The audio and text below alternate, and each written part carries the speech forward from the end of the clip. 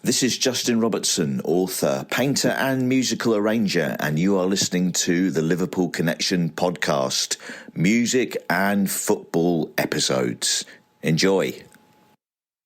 Hi everyone and welcome to the Liverpool Connection podcast. I'm your host Daz. This is my music and football episode where I bring on a guest, usually to talk about music and football, but seeing as it's my podcast, I can do what I want. So lately I've been bringing on musicians just to talk about their roots and influences and journey so far in this crazy world. My next guest is a DJ, producer, writer, visual artist, broadcaster, and probably one of the best dressed men in the music scene. I think so. He's got a style of his own, and it's brilliant. It's the great Justin Robertson. Welcome to the pod, mate. I cannot wait to get started. Thank you so much. It was a lovely intro, and I'm looking a bit casual today because it's heating's not up to much, so I'm kind of got my cardi on to keep myself cozy in this conversation. How many hats do you have? How many hats do you own? Quite a lot. And they're almost all, there's sort of variations on the theme. So I've got lots of berets, lots of kind of watch caps, and a few 8-pieces. I don't know, too many. We were discussing before we started your excellent trainer collection and how the collector spirit takes you over sometimes. You can sort of lose track, really. But I'm a great believer in having variations on if it works, like why not just have variations, different times, different atmospheric conditions, different weather. Mm-hmm. You need to be ready for different eventualities. Got to go match your hat with your cardi or not, so a few. I haven't counted, not too many. I moved in July, so I thinned out the collection a little bit, but well, I mean, enough. Well, you got to have one for every day, and like you said, one for each outfit. It's always good. It's like a good pair of shoes. Exactly. If you like them, you'll get 3 pairs of the same one, but just in different colours. So you've got every base covered. I cannot wait, like I said, to get into this and your roots and influences. So back when you're a kid in your house, what kind of music was coming out the stereo from your mum and dad? Well, my journey of life has taken a particularly strange turn of late. So as I said just now, I moved in July, and I've moved back to the estate I was born on, which is quite a strange, not deliberately, by sheer coincidence. I've bought a house on an estate in Shepperton called the Menigate Lane Estate, and it's where I was born.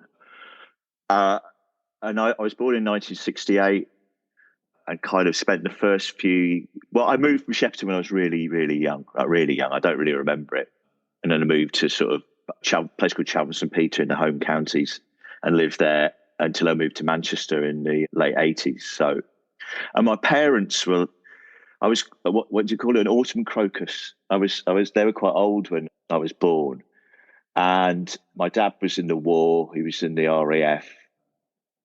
And neither of them were particularly into music, to be honest. So the background, my mum would always have Radio 2 on. So we'd have sort of Terry Wogan and kind of stuff like that in the background. And my real introduction to music, alternative music, was my dad. Both my parents were married before. So I had 2 half-brothers, and one brother in particular, John, who would come and visit every month or so. And he's a little bit older than me. And he would always come with records, and I was really excited about his arrival because he'd bring culture with him to the backwaters of Buckinghamshire, which weren't particularly known, weren't a hotbed of alternative culture, as you can probably imagine. So initially, I think it was probably kind of a variety of rock things, and then there was kind of, because I was in a small town. The only record shop, it wasn't really a record shop, was a newsagent that sold records called NSS. And so I'd just buy anything that I could get my hands on. I didn't really know what I was buying. I'd sort of go by how long the hair was or how weird the cover looked. So there was a few false starts. But I was just picking up all sorts of stuff from kind of from Saxon to Elvis Costello. It was kind of ridiculous. But it was my older brother really who sort of guided me. Initially, it was kind of rock stuff, and then I kind of morphed myself into sort of a space rock thing like Hawkwind and Tangerine Dream and stuff like that, which I still like. It's a real bedrock of the sort of music I like. And then as he got older, he was getting into stuff like the Velvet Underground and the Fall and stuff like that, and also sort of smatterings of dub. And by that stage, I'd kind of progressed on to finding my own things, and like a lot of people of our age, John Peel, obviously. So it wasn't really, I didn't really absorb music from my parents at all, and they were kind of quite bemused by. We had one of those old-fashioned radiograms, those massive wood bits of furniture, and I used to take that over and just initially play my records, so they were just like shell shocked. But we sort of like drinks parties when all the neighbours would come round at Christmas and stuff like that, and I'd be sort of whacking on like Black Sabbath records or something like that, much to their annoyance. But they were kind of fairly bemused by it all, really. I mean, my dad sort of quite liked a few bits and pieces, and when I started making music, they both passed away sadly now, but I don't think they ever really understood what it was I did and how you could possibly make a career out of music, if you call it a career, if you could have it employed in the music world. So it wasn't really for them. It's mainly my older brother where I got it from initially. Were you a top of the Pops family? Because obviously every family, like growing up for me, every what was it, Thursday nights, I think was I think so. I was never really that into it. I was kind of like, I think from quite an early age, I took the kind of contrarian position, So, no, it's all commercial sellout music. I'm not interested in that sort of stuff. But then, there was always a few bands on I liked. Mm-hmm. So I did find myself tuning in. I mean, I really remember like very early kind of music and TV incidents. I remember watching the Sex Pistols when they the Grundy kind of the infamous interview, and I remember seeing that as a kid. I was probably too young to really appreciate what was going on, and fair play to my parents, they didn't turn it off, and they were just kind of sort of scowl and tut, but they were quite permissive, really. I mean, when I started growing my hair and where walking around, I spent one weekend walking around High Wycombe without any shoes on because I thought I was part of the counterculture. So, and my mum was very sort of indulgent of these sort of things. I don't know why, but she was just like, just they used to tut at me really more a lot and shake their heads and be puzzled how they'd managed to bring up this strange entity in their midst. I mean, for me, I used to watch Top of the Pops because it was just more novelty. You look back in the 70s as we were kids growing up, and it was all daft music that was on, Combine Harvester, stuff like that. You just like, what is this? And your mum and dad are tapping away, and you're just like, this is god awful. But you fell for it. You every Thursday night you'd get in front of the telly, as you get a little bit older, a shandy, cucumber sandwich if you spreading the wealth. Yeah. So it was just all a bit silly. And then I saw Buzzcocks, and I was like, what is this? And I want some more of it. Yeah. Because when you get to that certain age, especially a young teenager, you want something completely different from the norm, from what your mum and dad have been listening to. I mean, my sister was more, synth pop, which I like, Depeche Mode, League, Joy Division, but I still wanted something that kind of lyrically threw something at me. Yeah. And something to me. For yourself, was it more lyrical? I think I don't know, it kind of, I've always had really broad tastes, and I think it depends on what sort of mood I'm in or like what environment I'm in, a bit like the Hats really, I guess. But it's, so I lived in it was what you might call the liminal space between urban and rural. It was suburbia, classic suburbia, and there was like a little woodland basically between a dual carriageway and a bypass. But to me, it was quite pastoral. So sometimes I'd sort of get into music that felt sort of reflected that.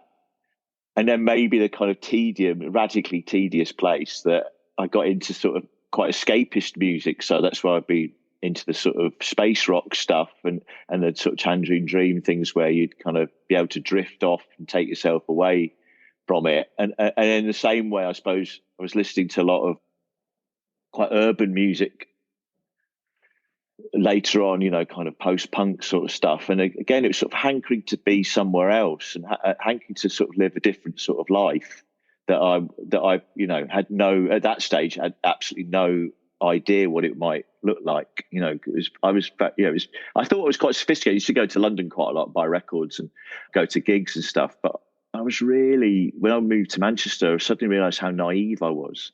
And suddenly you see the sort of a completely different world and you're sort of thrown into it. But the music sort of moved in lockstep with that, really, depending on my sort of mood. And it's still very much like that. I'm quite hard to pin down on. I don't, there's like a sort of psychedelic thread that runs through all the stuff I like, but I couldn't really, maybe that's kind of growing up in a place where magic mushrooms were plentiful. And if that had anything to do with it, the sort of suburban psychedelia, I guess. And I live quite near High Wycombe, which is a massive psychedelia scene. So I don't really know. It was anything to sort of escape the kind of suburban bondage that I found myself in. Even though I've moved, I'm glad to have moved back to it now. I'm older. So Manchester is, basically where you spread your wings. Like, were you DJing before you moved? No, and so I moved in 1986, and I'd sort of heard smatterings of electronic records. I remember like getting an Enemy free single that they gave away, and it had a Mantronix track on there called Hardcore Hip Hop, and then I used to listen to a lot of kind of Cabaret Voltaire and things like that, kind of electronic tinge stuff. So I was sort of vaguely aware of it.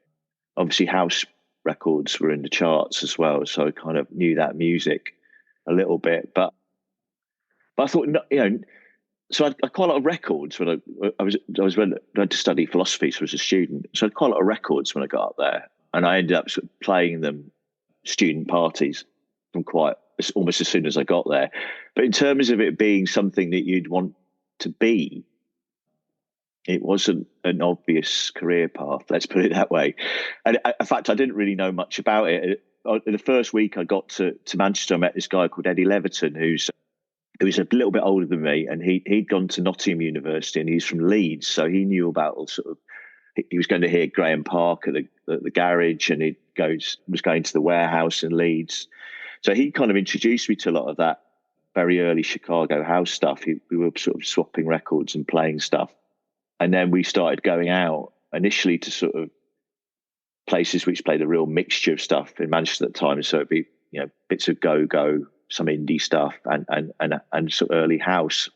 And as soon as I heard that music, it was really like the Road to Damascus moment. I was like, what is this stuff? It sort of sounded a little bit like some of the weird electronic German stuff that I liked, but it was like formless and kind of relentless and proper sort of alien machine music. And it really captured my imagination. I just thought, this is fantastic. And that kind of in lockstep of being moving away from home and sort of finding yourself and, experimenting in various different forms of stimulation. So it all sort of came together. It was quite confusing for a few months. I remember like not really knowing what I was or what I was doing. I had no money either. So I was kind of dressed in this like really weird combination of outfits. And it took me a while to sort of get my head around what was going on. And I guess even then, like DJing wasn't really, DJing then is probably in its purest form. What attracts me to dance music is that I always use the phrase a reluctant exhibitionist. So you're basically sharing your taste with people. But at that stage, no one knew where you were or who you were. No one really cared. It was just you were letting the music speak. You were like becoming a conduit for records, so records could speak, and it was the music that you were hearing. And I thought, well, this is perfect for me because, at parties I always ended up by the hi-fi playing records and not talking to anybody. So I thought, well, great, I could make a career out of this. It'd be brilliant. I could just, I didn't even know you could do such a thing. I'll play the records I like to people, and then I could do that all night. That'd be great. I wasn't really concerned about it being. It's not like. I mean, I was in bands at school, and always found being on stage quite excruciating. And then later on, when we were doing Lionrock, I still found it excruciating. So I thought DJing was quite a good thing because you could sort of share music, but you didn't have to be on stage. So that's why I quite like it. Background back then as well. DJ wasn't like shoved on a stage in front of everyone. They were usually, up higher or like, behind everything. So, and everybody wasn't staring at the DJ like they do now. Yeah, I don't know when that changed. I mean, even quite far into the 90s, it was still like that. I remember sort of doing, the back room of Cream. You would sort of be on the DJ booth was on the dance floor, and people sort of on podiums dancing with each other, towards each other. Even then, I don't know when the great switch around came. But yeah, maybe it's the putting DJs on stages was a terrible idea, I thought. But I mean, that's still what I find interesting about electronic music, and I think that's why the music press initially found it quite difficult to deal with, because it was the cliche faceless techno bollocks, because they couldn't find a sort of a face for it, and they couldn't find a manifesto for it. It was just happening, and it's blooming out into lots of different genres and different styles, and just capturing people's imagination from loads of different walks of life. And I think a lot of people just in the kind of music criticism world found it really hard to get their head around, because it was so strange, and it had a completely new set of. That's Harry. Harry. Shh. There's a cat that lives next door. He's just letting himself be known. I'm doing an interview now. You stop asking. What was I saying? Yeah, so because it was predominantly about the records, about the music and sharing it, and then making sort of new patterns out of records, and using music in a different way that wasn't about going on stage and performing and preening and kind of that kind of quite macho sort of rock performance. And it wasn't even art school kind of punk thing either. It was like a truly, without trying to sound too cosmic about it, but it was a truly communal experience. And the DJ was like part of it, but like part of the circuit, And I don't know when it happened, but the idea of the superstar DJ was a terrible, terrible thing. I think that was where it all started going downhill. I think most DJ booths I remember had locked doors, so you were the only, if you wanted your mate in there or something. That's it, 2 people, not 200 people like there are now. I just don't understand that. It's like there's a party away from the actual party, and you're selecting these are the VIP people, the more important people. These are just paying punters. I don't like that at all. I wish it would. No. I mean, I think the locked DJ booth door was invented to keep idiots like me out, because when I was working at Eastern Bloc Records. So when I finished university, I got a job, and I had a few different jobs. Before I went to university, I was working in a graveyard, and then, which I liked very much. I have a strong affinity with graveyards. And then I worked in a medical records office, which was also quite depressing. And then I worked at Eastern Bloc Records. They do, yes. That was the preliminary to the graveyard. So I was following the whole process, really. But then I ended up working at Eastern Bloc Records, almost as soon as I'd finished university. So, and we were serving all the kind of DJs at the time, you know, Steve Williams, Mike Pickering, Graham Park, Sasha, John De Silva, like all the kind of Manchester DJs, people from Liverpool, all sorts, whole community there.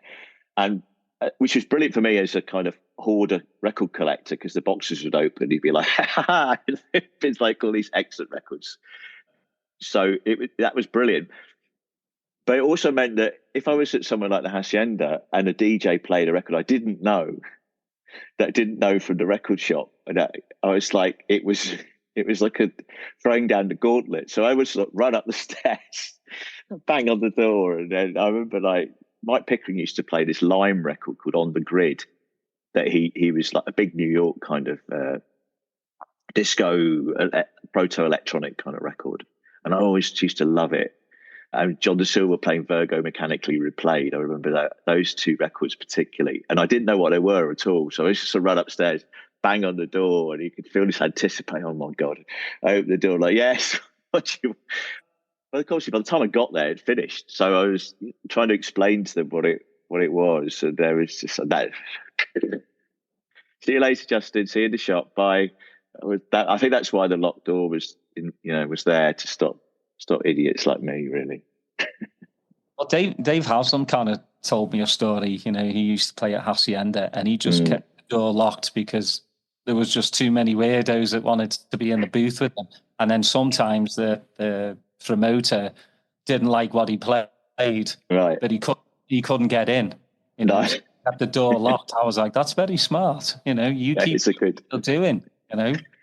But the thing is, a trick I found was that in the Hacienda they had the lighting people next door, so I befriended them, and I could get into the lighting bit. There was like a hatch between the two, and I could put my head through the hatch. You can't get me out. Can't get rid of me now. And then eventually I ended up on the other side. Harry, this may happen. You may punctuate our interview with announcements. Look, Harry. Shush. My neighbour's coming home from work. So yeah, it was what we talking about. Yes, doors. The DJ booth, and I always like the ones that were quite low down, and so you're kind of on the dance floor. And I still think that's the best way of being. I don't think being on the stage. I never do anything of interest that anyone would want me to. There's nothing interesting going on. Why would you want to look at me? That's it. Right? I don't really see it. But also, I'm 57 now, so I think it's not really incumbent on me to judge the younger generation and how they choose to enjoy themselves. I think it's like fair enough. Whatever. Yeah, I mean, I'm I try and not hop back to back in my day and stuff, but the only thing that does annoy me is the mobile phones, because I think you lose the soul of the night. I've always said it, dance music, it's in there, dance. A lot of people don't seem to be dancing anymore. It is their time. I can't be that grumpy old fart, that says you've got to do it this way. Yeah, I think in that particular instance, there's two distinct ways of looking at that, really. And I think when we were going out, when Acid House first started, there weren't smartphones, and there were cameras. But if you saw someone filming or taking photographs, you either thought they were Old Bill and it was a police raid, because when they did a raid, they often brought cameras and filmed everybody. Or maybe it was someone from The Face was doing an article on clubbing or something like that. But generally, you'd be suspicious of anyone who was taking photographs of you, because you're out of your mind. And your face would be all over the place. It wasn't a very attractive sight. So you were just thinking God, I hope no one films this or takes a photo. I mean, there are a few photos from that time. I've got a couple of photographs, but it was very much like you were too busy having a good time to be worrying about capturing it like that. But on the other hand, I can also understand the urge to preserve a memory as well. So I'm not. I agree with you. Sometimes it's a bit disconcerting seeing a sea of bones and people filming rather than dancing. However, there is an aspect of capturing a moment, but maybe you should just capture the moment and put your phone away and then crack on. I don't know. Yeah, I've mixed emotions about it. Mixed emotions about the capturing every single moment. I think a certain amount of mystery is always welcome, really. So when you're working at Eastern Bloc, is that when you started to, develop your DJ skills and start to go, maybe there is something in this after all? Yeah, I mean, I've always had a kind of quite chaotic, Discordian approach to life in general. So I never plan anything out. So it was just a series of coincidences and lucky happenstance, really. I mean, the thing about working in the shop was that you were meeting a lot of the promoters and other DJs and stuff. And there was a sort of mixture between youthful enthusiasm, bravado, and utter bullshit that I kind of employed to get myself work, really. So, I mean, I think I warmed up for Mike Pickering at this do once, and I had obviously had the records, was buying the records, but I'm sort of getting in front of the decks. I have no fucking idea what I'm doing. There's like two techniques before I even had decks, I think. I just didn't really know what to do. Kind of like, I sort of muddled through. And then I did get some decks and I managed to sort of work out what I was doing. And the same with promoters. All the conspiracy guys would come into the shop a lot and hang out. And so they sort of offered me work there. I met Greg Fenton. We started Spice, our Sunday night thing, up a more sort of Balearic kind of vibe. And so you could promote your parties yourself. And it started off just doing things for your friends. I mean, when I was a student as well, me and Eddie used to put on parties basically just for our mates. We'd hire out a venue and then make up flyers and hand them out at clubs around town or outside the university or whatnot. So it was very DIY kind of thing then. It'd be a totally different world, though. It's almost impossible to sort of put your head back in that time. It was all very seat your pants, and you didn't really think it. You weren't really sure how long it was going to last. You didn't really care. You weren't thinking about the history. I mean, the last thing you'd think of is in the year 2025 that I'd be talking about it to anyone, or people would be collecting flyers from that stage. It was just like, oh, do this for a few months and see what happens. I don't think that anyone saw it as being, I knew it was revolutionary. It felt revolutionary. It felt really new and exciting, but you didn't know how long it was going to last. You thought it might be a flash in a pan, like a couple of months or something, 18 months, a couple of years. And I'm surprised at the next person that it's still going, but there you go.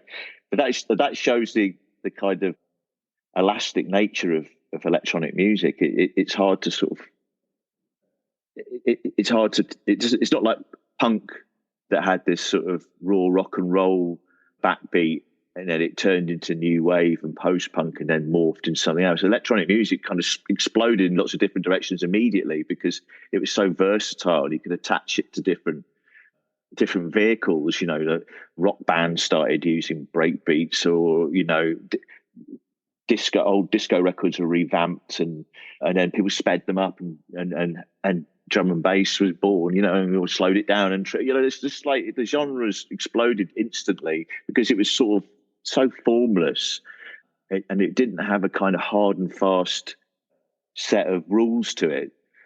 So I'm really answering your question. What was the question? How did I, yeah, so working in the shop, again, talking of kind of chaotic incidents, I mean, my whole recording career, if you want to call it that, I hate using the word career, my recording happenings started because I was working Eastern Bloc and they had a label called Creed, I think it was. And they had a band that was signed to the label called the Mad Jacks. And it was just a time when sort of people started to get remixes done. Primal Scream was happening, Happy Mondays and stuff like that. This was all in the midst of Manchester was happening all around us, though we didn't really realise it at the time. And they said, well, let's get a remix of the Mad Jacks, but who could do it? And I said, I'll do it. And John Berry around, he was like, okay. I'd never been in the studio before, I don't know anything about studios at all, but there was a place called Out of the Blue, and a brilliant engineer called Mark Stagg, and he kind of held my hand through those early remixes, and I sort of knew what I wanted it to sound like, and I had an idea of some of the kind of drum breaks I was going to use and some of the kind of feel of it. And then, yeah, it kind of came out quite well. And it just sort of took off from there, totally unplanned. And I didn't really know what I was doing, but I don't think anyone did. It was all very experimental. I mean, the whole of Acid House is built on happy mistakes, isn't it, really? Like the 303 is a not very convincing bassline machine that was misused by some guys in Chicago, and hey presto, Acid House was born by sort of a series of happy accidents. So, I think that's the best way of. I think sometimes you could kind of have this story that like human geniuses repurpose things to create this new idea they have, and that's the fact. It's a bit works in a kind of to and fro between the machine and the person, that sort of mismatch, and kind of when these things collide and people make mistakes and don't know what they're doing or try things out, that's when all the magic happens, because it's just complete chaos. And then years later, people will do interviews and go like, well, of course I was toying with this idea of an entirely new genre of music. Well, I think a lot of it's just complete accident, and luckily, it's the same with a lot of things. I mean, I suppose even in the kind of drugs that we took, they're repurposed chemical formula developed for some other reason that ended up being quite fun. So I don't think the people who developed ecstasy or LSD and things like that were really thinking it would end up quite as it did. But here we are. Well, I think the DIY aspect of the scene, where it was, we can all make our own music, that we can also go, to a pub or an abandoned building and make a night of it. And I think that's what I loved as well. It was against the establishment. Obviously, the Northwest was just trodden on by Thatcherism. They beat us down so much. I mean, especially Liverpool, that we'd had enough of it, and we were like, we're not going to stand for what you believe in. And I mean, even like I listened back to an interview by the great Andy Weatherall, saying like when they brought Marshall Jefferson to London for the first time for a house night, it bombed. Then you went up north to Hacienda, and Acid House was just in every club you can ever expect, a pub, club, and that's the thing that I grew up on and loved about it. It was a big fuck you to the government.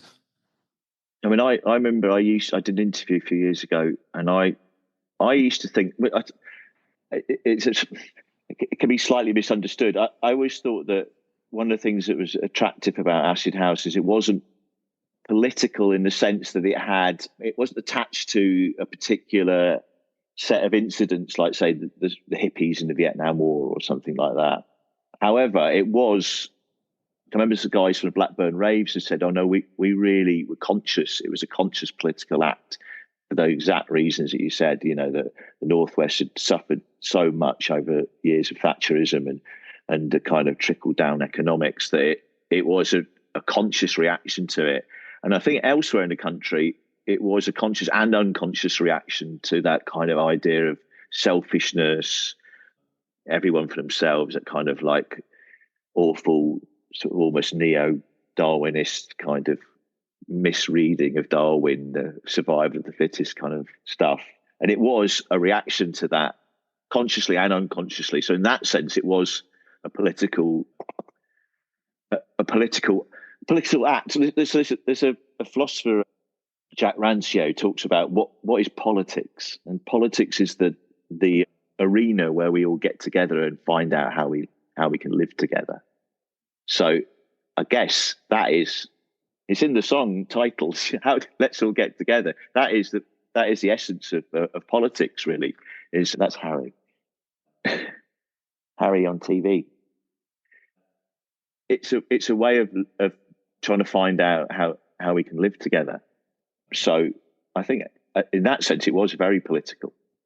In that broad sense, it wasn't like a party political. Though again in later years it did become that, because you have things like the criminal justice bill, and so it did become more overtly political as the authorities tried to stop it, you know. But yeah, it was a real reaction to the kind of prevailing culture of the time, I guess. That's what made it so revolutionary. And I suppose punk was as well, but I think it's much more revolutionary than punk. I mean, I don't ever quite buy that cycle of revolution, because dance music, you can take its lineage right back to the dawn of time, but there's always been a certain idea of liberation and freedom to it, where people get together and escape the kind of, as Andrew would call it, transcendence. You know, you're trying to escape the difficulties of life, and dancing together is the perfect way of doing that. And I suppose it was harnessing that energy, really. So it's kind of ancient and modern at the same time, you know. Well, it's very tribalistic. You know, you're in a room listening to beats, and everyone's, you know, on their different levels, but it's still, you know, very tribal, very trans-inducive. And, you know, it was a time that just opened my eyes, because for me, it wasn't just the music. I started to read more.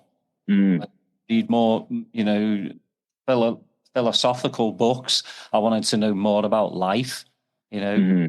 Like at the after party, I'd be the lad like looking through people's books. Like, just because I was in the zone, you know. I mean, obviously, yeah, the drugs were good back then, and you'd still be awake, and, you know, sometimes the music at an after party was an afterthought, and it was more about conversations with people. And for me, it was books. You know, I'd have a good conversation with people, whether they liked it or not. I'd talk their ear off, you know. Those were the good old days. Yeah. I only wanted you to skin up. Don't ever to start talking about Kafka. Yeah, exactly. Like, oh, come on, just pass the joint. Yeah. So for talking about Lionrock and then going back to, you know, Top of the Pops, you get to be on Top of the Pops. I mean, that's going to be surreal, because obviously, you know, you've also said you don't like to be in the spotlight. Yeah. So what better to do than get a purple suit and a gramophone? Because I remember it quite well. And, you know, there you are, there's Lionrock, and there's just... Well, yeah. The best part of that, well, I remember being quite excited about that, because on the show that week was supposed to be, Madonna was supposed to be on it. Well, she was on it, but then she was on it like on a video link from LA or something like that. Mm-hmm. I did meet Shed 7 and the cast from Casualty, who were very nice. And the best part of the day was being shown around the EastEnders set. That was excellent. So we had a little tour of that by one of the cast members whose character I can't remember. But yeah, I mean, it was, I don't know. It was one of those, it's not, yeah, it's a nice thing to have in your kind of, oh, I went on Top of Pops, brilliant, but I don't know. Yeah. I mean, like, the whole Lionrock thing is, I don't know. I'm sort of mixed emotions about the whole project, really, but had its moments, but I don't know. Do you think it, you know, because you came first out on an independent label, right, before Deconstruction? We put it out ourselves, really. It was Most Excellent Recordings, and it did really well. And then, yeah, through Mike, really. Me and Mike Pickering made a proto, I don't know what you call it now. Well, we collaborated together on a record, which with engineered by Andy Robinson, who's New Order's manager now. I don't know whether it happened, never saw the light of day. It involved me and Mike chanting over a kind of tribal beat. It never came out, but he introduced me to Pete Hadfield, and they kind of took it was a bit of the chaotic thing, really. They took a punt on me, because they said, we'll sign everything. Everything was but was an accident. The whole Lionrock thing, the first single came about because I had some time booked in the studio, and the remix I was supposed to do, the tapes didn't turn up. But I had the studio booked and I had to pay for it. So I thought, well, I'll make something of my own. That's the first thing I'd ever made of my own, I think. Yeah, it was. And then I sort of sent it off to my manager and said, well, let's put it out. And then it was literally like, I'm with the cutting engineer, kind of, what do you want to call it? And I had a bag of records with me, and I had an album by Culture called Lionrock. And I was like, Lionrock. I also had in the bag Premarital Yodeling by Sofahead. So we could have been called Premarital Yodeling, but it was called Lionrock. So again, it was chaotic. And then Decon sort of, Pete Tong started playing it, I think, and Decon sort of, well, we'll sign you, and do you want to make an album? And I was like, okay. I'm not quite sure how. I just, it was all like, okay, I'll have a go at that. Be fine. And rather than this sort of honed vision, it was all, I mean, it says a lot. I have a much clearer vision now, but I think it's taken me all like 30 years to sort of to get it. So for you, with starting your most excellent club nights, and then getting booked for Bugged Out, which was massive, especially for where I'm from. I used to go to Cream all the time. Bugged Out, it's absolutely like one of the best nights I've had in my life. It's still, I don't need a mobile phone to remember.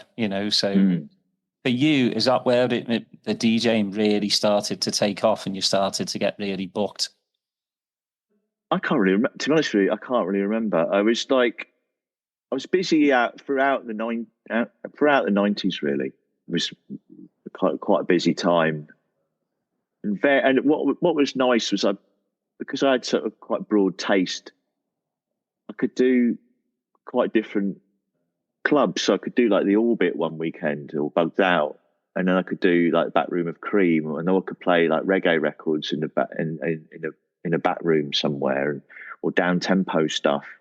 And then we used to do this thing called Rebellious Jukebox upstairs, the Paradise Factory. And we're playing all sorts of weird records like Stereo Lab and kind of rock and roll and dub, and just playing all sorts of crazy things. So it was quite an open-minded time. And like I said earlier, it was like all these different genres kept sprouting off and taking on a life of their own. So it's quite an experimental era, and I really liked that. I felt really non-genre specific throughout the whole 90s, really. So it was quite exciting, and yeah, it's quite busy. My main thing is I always really hated the kind of showbiz aspects to it, and I was really bad at bigging myself up. Not that I didn't want people to sort of listen to me or listen to what I was playing, or kind of didn't think it was interesting. It's just more like I was more interested in the cliche. I was like, wanting the people to be interested in the music and the records, not interested in anything that I might have to say about any particular subject. So I found it really hard to sort of get on board with a lot of that sort of stuff. So I had a reputation of being a bit elusive, I guess, because I just don't think I had anything interesting to say, really. I was just like enjoying myself and enjoying making music. And also, I've always had a kind of healthy cynicism. Not cynicism's the wrong word. Yeah, I kind of, I don't know, a satirical take on the whole thing. I find it's all slightly ridiculous. There's sort of layers of gravitas that were attached to DJing. The whole idea, like taking people on a journey and all this sort of stuff, which is true, you do. But it was like you're adding all these layers to something really. You're playing other people's music and sharing music with people. That's what it is. And you just happen to have a lot of records and you're playing them. And the idea that there was sort of some sort of weird headliner or hierarchy where we're all doing the same thing, and a lot of the time playing the same records, but somehow there was like the headline DJ. I just thought importing that rockist approach to music, and not in all clubs, but in a lot of the clubs I was playing in, I just couldn't get on board with it really. I just thought it was ridiculous. It's anathema to what acid house was about. But having said that, and it's quite weird how history is often recounted by the people who sort of take control of those kind of the means of production. But all the interesting stuff was happening in like squat parties, free parties, and stuff like that. DIY, and that's where the real countercultural stuff was happening, because it was borderless and kind of no hierarchy. Anyone could go, anyone could get involved, for better or for worse. So you might have complete maniacs mixing with all kind of old hippies and stuff like that. But in retrospect, that was what was the most interesting for me, because it was not rockist and it wasn't importing the kind of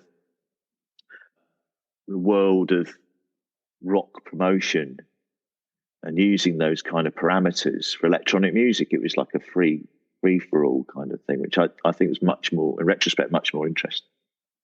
Well, how do you feel? Because the Chemical Brothers cite you as a mentor. They're Heavenly Social, your Rebellious Jukebox precursor to Social. How's you feeling? Because they've gone from strength to strength. I mean, people look at them as superstars. Fair play to them. They've worked their arses off. I actually first, because obviously I live in the States. I was in Orlando when they came over as the Dust Brothers. I saw them for the very first time at a club called The Edge in Orlando. And I think I DJ'd at that gig. Really? Yeah. It was DJ Icy He ran a very fine chain of fast food stores. DJ Icy. Yeah, a bit. Yeah, they played with the Basement Twins outside as well. Right. Maybe it was different too. I think maybe that was his first. Yeah, I think that's the second time that they'd played there. I played in Orlando for DJ Icy with them. There might have been a Chemical Brothers by then, but early days. But I think my point still holds true with them, because I see them quite often until I moved, and me and Ed used to play badminton together every week, and I often meet up with him. And no one, he can walk down any high street in the country and no one will go like pointing at him. It's not like, I don't know. He's not a rock star in that sense. In that sense, they're the quintessential acid house group, because you go to their gigs, and even though they're on stage and they're behind all their gear, you can't really see them. And it's all the kind of, it's the sheer intensity of the visuals and the music that takes you away. And in that case, you're looking at the stage because it's so enthralling, but you're not kind of looking at them. So in that sense, they're quintessentially acid house for me. But they're not. They've let the machines. You're listening to machines speaking. That's what it is for me, and the visual elements with it. So I think they harnessed that, and I think throughout their career, they've been given. A lot of people have tried to send them more in that direction. Like I've had people suggesting they have like more musicians on stage with them, or they have to do this, that, and the other. And they've always resisted it, and hence why, and correctly so, because it becomes, like I say, it's a pure acid house experience for me. For you being in the studio, especially with Dead Stock 33s, especially when you're remixing as well, like how do you get not inspired, but to do something different from what the original is? Because you do listen to, there's thousands, millions of house music records out there, dub, reggae, and the remixes all sound exactly the same. I just feel with Dead Stock 33s, it's completely different. Like you put it on, you turn it around, throw it up in the air, see what comes back down. Yeah, that's pretty much it. Yeah, yes. That's exactly what I do. But so I mean, the Dead Stock 33s. So going back to Lionrock, and then that kind of end of that neatly bookended the millennium for me. It was like right, the year 2000, I don't want to do that anymore. We'll do something new. But then, like the first few years of the 2000s, I think I was quite directionless. I didn't really know. There's lots of different. There was a new vitality to dance music, and I couldn't quite. I felt maybe a little bit outside it all, really. You know, that kind of, what's the word? Like sort of electro clash kind of sound, and the sort of noisy techno stuff, which I quite liked some of it, but I didn't feel like I was part of it, and I felt a bit directionless. And then I remember sort of listening to a lot of, sort of going back to the roots a bit, like listening to sort of records that sounded like they were made in 1986, 87. And then people like Inflagranti and people like that, and like the really sort of psychedelic end of disco. And there's sort of something about that rawness that I suddenly reacquainted myself with. And it was sort of suited me because, I started working on my own. So I was just doing everything at home, stopped using kind of fancy studios. Went really back to basics and was just working away on my own, experimenting. And it took a few false starts, but I like that kind of raw, stripped down, primitive kind of sound with a bit of a slight live feel to it, but almost sort of a naive quality to it. So I guess. So I started to exploring that really, and it goes back to the dub stuff that I liked when I was younger and still do. It's stripped back, so you can hear there's kind of a lot of room for things to breathe. And in terms of remixes, I've always thought that the job of a remix is to add a new perspective to something, like not to improve it, not to, do a dance version of something else. It's more like add your perspective on something, like whatever that might be. It might be taking the entire song, or it might be just taking one element from it, or it might be just the feel of it, to complement it and to sort of just add another perspective to it rather than, fit to a formula, which sometimes gets you in all sorts of trouble. And sometimes you just get angry A&R people or angry members of bands going, "What have you done to my record?" Which I've had on a number of occasions. I had quite recently, in fact. So, but it's never meant as a sort of disrespectful thing. I wouldn't do something that I didn't first think I could do something with or add a different point of view to. I wouldn't. Oh, that's not true, actually. I have done things that have been really skin. But generally speaking, I try and be discerning and think, I could do something with this and add something to it. Because like you say, you don't, those packages where you've got 8,000 remixes. I mean, it doesn't happen so much now, but you remember in the 90s, you get the sort of quadruple pack with like something for everyone. And I was just a bit like, oh my God, this is like a marketing nightmare. So I think that's how I approach things really. It's like, what can I add? What can I add to it to make it interesting, but not necessarily try and supersede it in any particular way, or just satisfy a marketing niche. That's why everything goes wrong for me. I wish I did. I should listen to that. I wish I knew a bit more about marketing, but I don't. Well, how daunting is it then for, again, I'll say the great Andrew Weatherall, you've remixed him to get that approval, because it doesn't matter if, we're all music listeners, whether you're a top DJ, producer, or I sit in my bedroom and listen to Andrew Weatherall. I mean, I would think getting feedback from him is just like, the heavens open, like, ah. Yeah, so yeah. Again, how do you approach that? Getting that on your doorstep. What you mean, seeking the opinions of people I admire? Yeah. I mean, it's amazing. It's really satisfying, because I think that's. I think you make me. Lots of different reasons for making music. Part of it is sharing, and then people who you think you have a common vision that you share, if they approve, it's also a good validation. So you realise you're not necessarily gone completely insane. And don't get me wrong. There have been times where I've said things to people and they've gone like, "What the hell is this?" So mistakes happen. They don't tend to come out.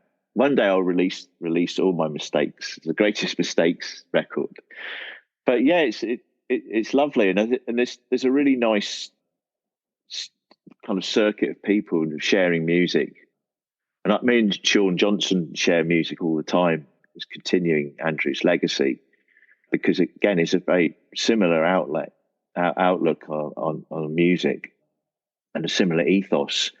What that ethos is quite hard to pin down. I wouldn't be able to tell you what it is, but there's a kind of thread that runs through all these sort of things, I guess. So yeah, it's always really heartening. And if you do a remix for somebody, I just did a remix for Andy Bell, whose work I really admire, and he really liked it. So it was, that was like, I spent a good day feeling good about things. So it's lovely. Yeah, it's lovely. And also, people generally liking it. But then on the other hand, not everyone's going to like what you do. And I always seem to make music that's a little bit, especially in recent years, some things have been accidentally popular, but most of the time I make things that are a little bit unlikely to trouble the charts. So, you're going to get lots of furrow brows and people, shaking their heads in disbelief. But that's fine. That's what I'm pleased with that reaction also. Make people think a bit more. What inspires you, Justin?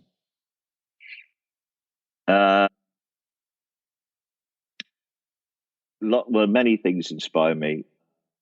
I subscribe to a kind of Discordian point of view. So chaos, quite happenstance, luck. I find quite inspiring.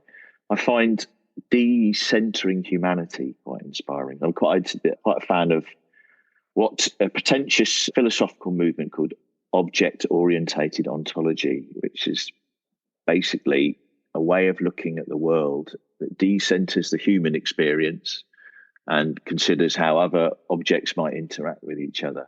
And I think that's what I find, again, going back to calling myself a reluctant exhibitionist, what I think is interesting about DJing and electronic music, or music in general, is you're hearing music. It's like the voice of an entity, music, or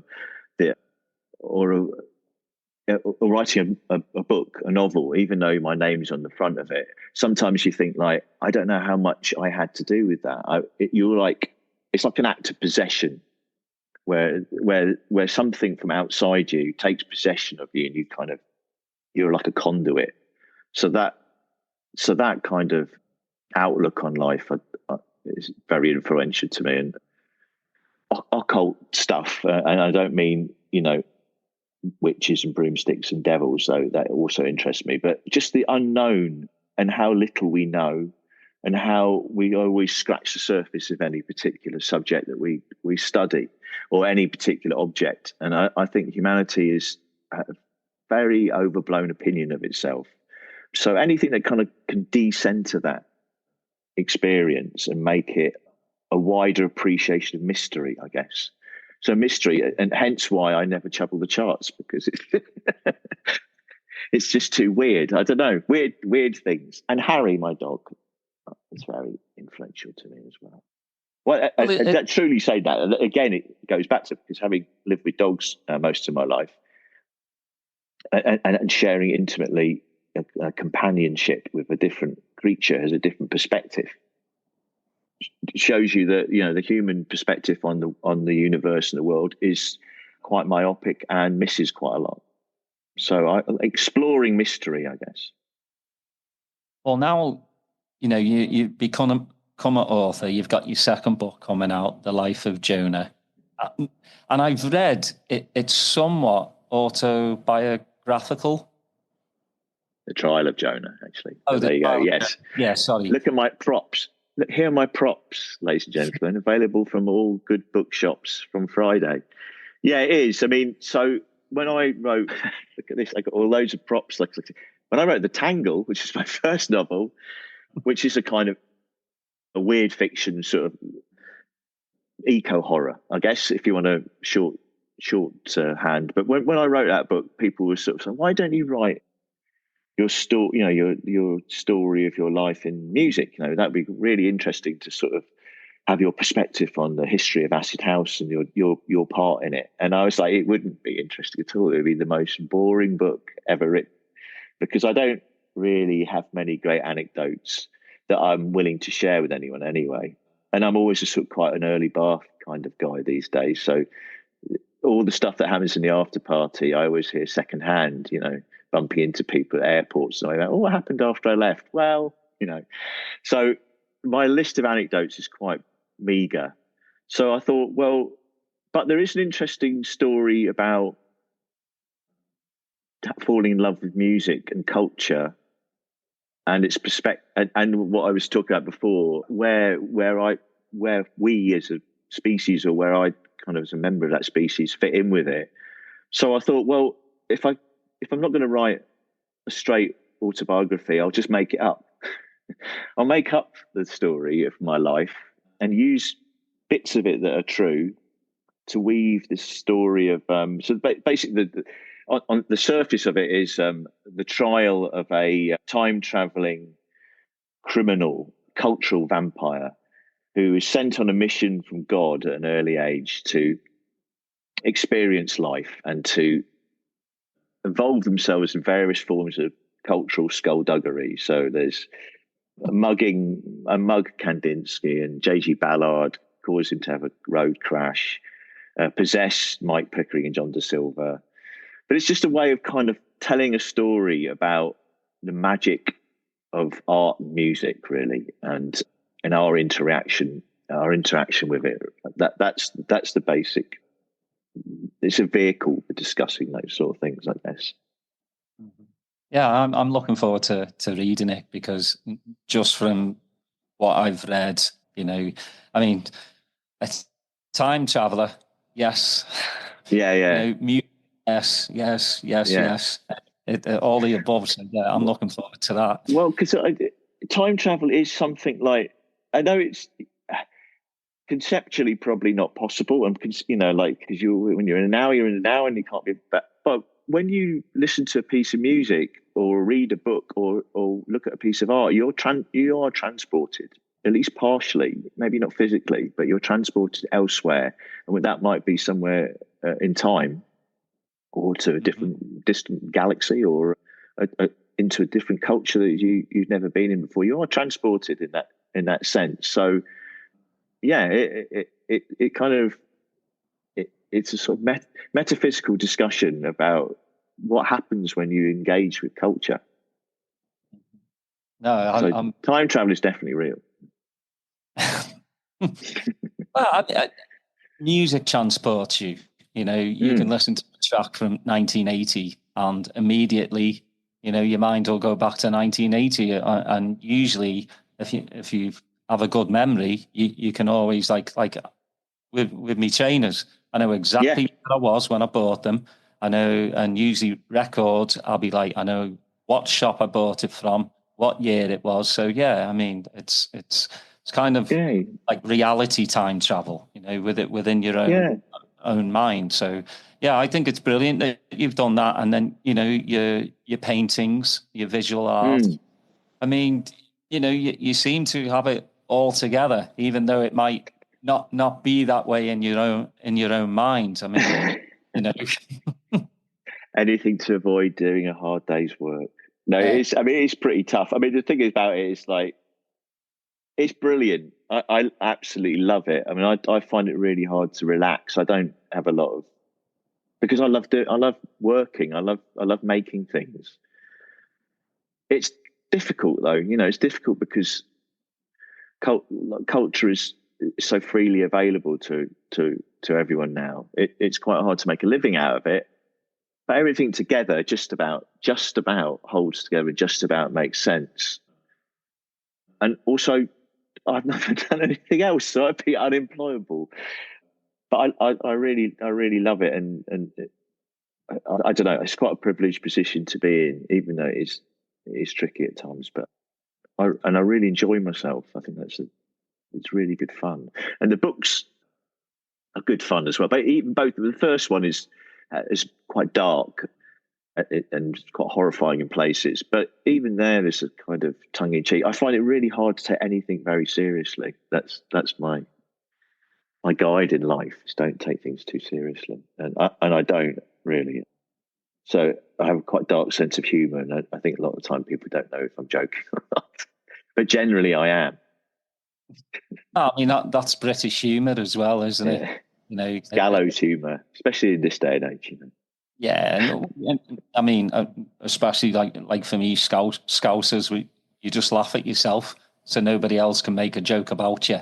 You know, you do the jokes yourself. So Yeah. you know, it's like it's hard skin. You know, Right. So, but I also wanted, before we go, I want to talk about Temple of the Worlds, your radio show on Soho. Temple of Wonders. Why am I getting these wrong today? Yeah, that's fine. You transported me someplace else, and I've transported you somewhere else. But again, I think that's totally fine. I remember like when pieces of art. Most of the art I do is quite abstract, and I often have this idea of what it is and what it represents in my head. But at times I've kind of put things up and explained it, and done a couple of art shows, and people come out. So what's this? And I start telling them, and they go, I think it's this. And you go, okay. So I think like you make something and then someone else can interpret it and call it what they want. That doesn't really matter to me. I think that's interesting, people's different interpretations, because once you've made something, whatever it is, radio show, art, books, you've lost control of it, and it goes out into the universe, and it forms its own connections with people. And those connections might not be what you first intended, but they are genuine connections. So you can call the radio show whatever you like, really. I don't mind. Well, I mean, again, like you said, art is whatever you think it is. You like the funny thing where I don't know who did it, but put the banana on the wall. Yeah. With some masking tape, and people came up with these crazy ideas what it was, and it's like, well, to me, it just looks like a banana on a wall. Yeah. Artists, they're trying to do their perspective on life or whatever it is, and I'm all right with that, and I think everybody should be all right with that. Everybody has their own opinions. Some people in this world think their opinion matters more than others, and I don't think anyone's opinion matters really, but I think that we're all just trying to make sense of this utter madness that we're thrown into, and I think even from the moment you're born to the moment that you die and join the great void and nothingness and the hereafter, you're just trying to make sense. You're just asking, why is this happening? What is it that's happening, and why is it happening? And art's just a way of trying to express that feeling. There's a quote by the French artist Adeline Redon, which is using the logic of the visible for the service of the invisible, and that's art to me. Really, it's just like trying to use these words, pictures, music to try and make sense of something that you can't quite grasp onto.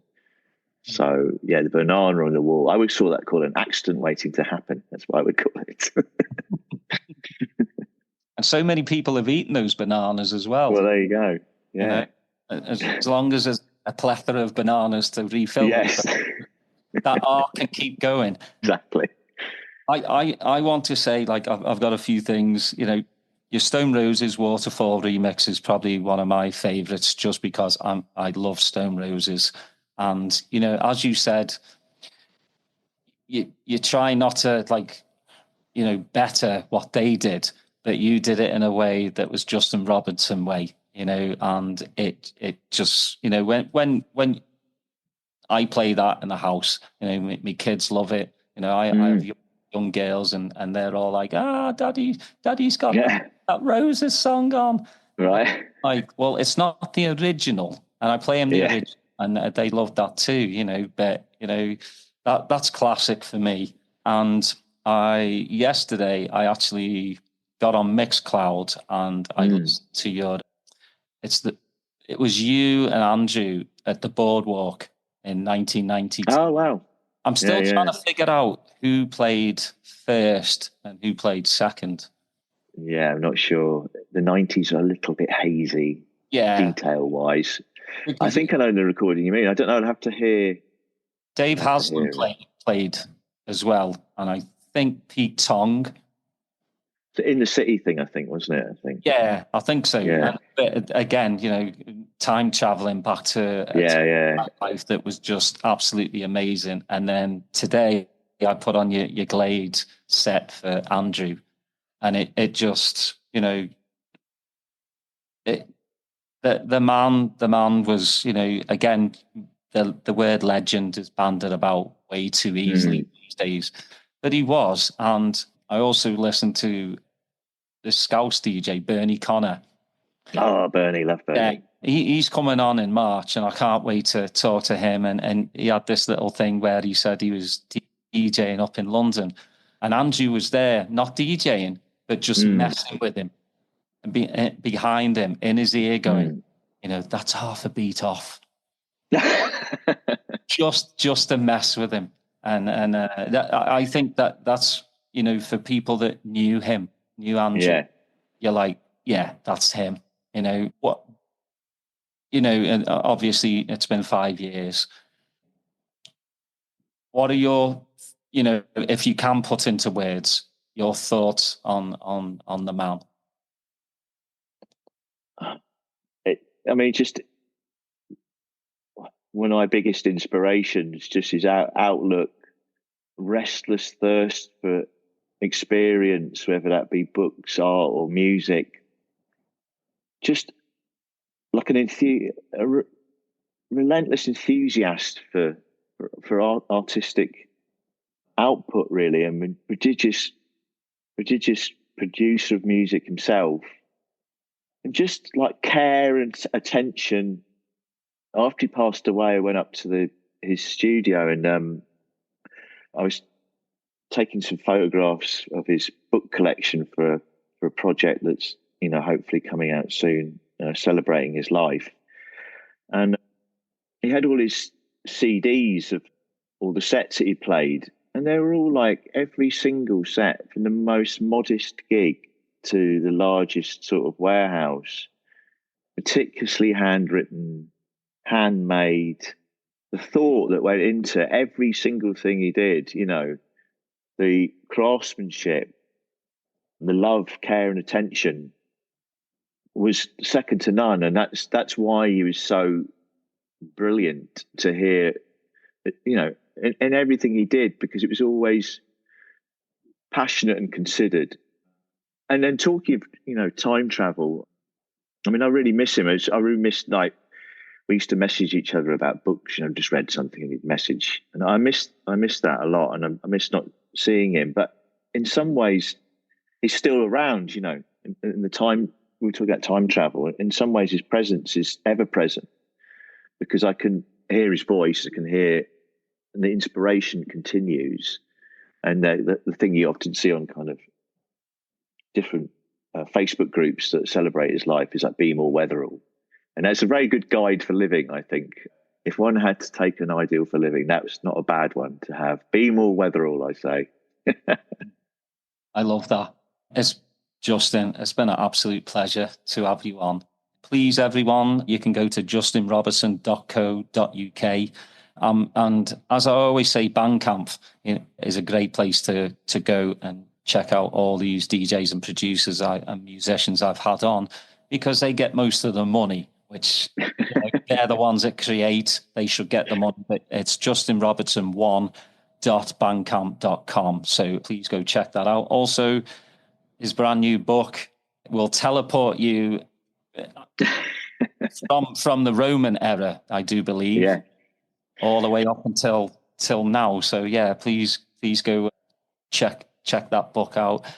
As I always say, put your earbuds on, go listen to new music, go listen to new artists, go to a gig that you've never heard of that person before, because it's not always the superstar DJs. It's not always the big bands, that have soul. Please go check them out. Again, Justin, thank you so much.